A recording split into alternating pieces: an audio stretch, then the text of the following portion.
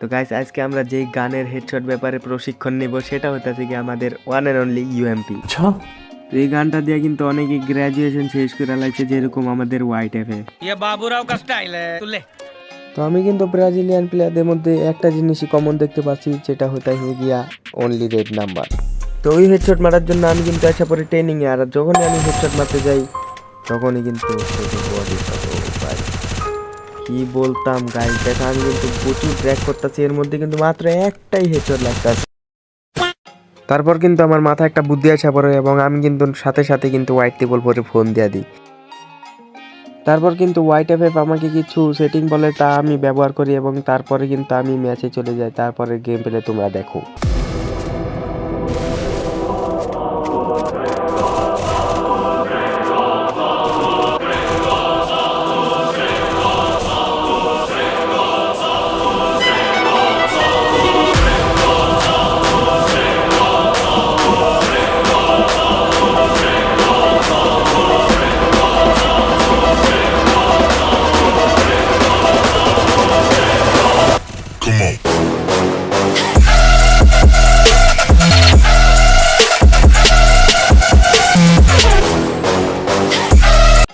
তো এখানে কিন্তু দেখতেই পাচ্ছ আমরা কিন্তু ট্রেনিংয়ে চলে আইছি।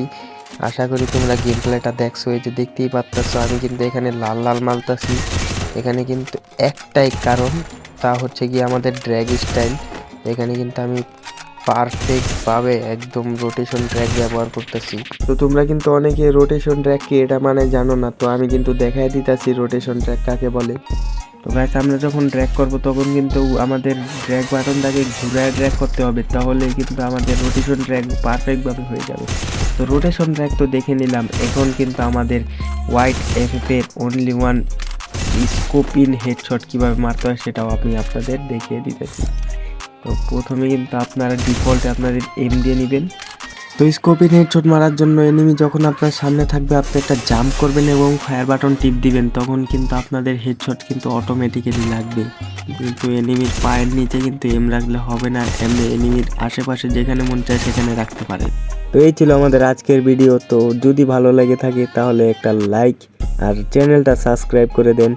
তো দেখা হবে অন্য কোনো একটা ভিডিওতে, ততদিন পর্যন্ত আল্লাহ হাফেজ।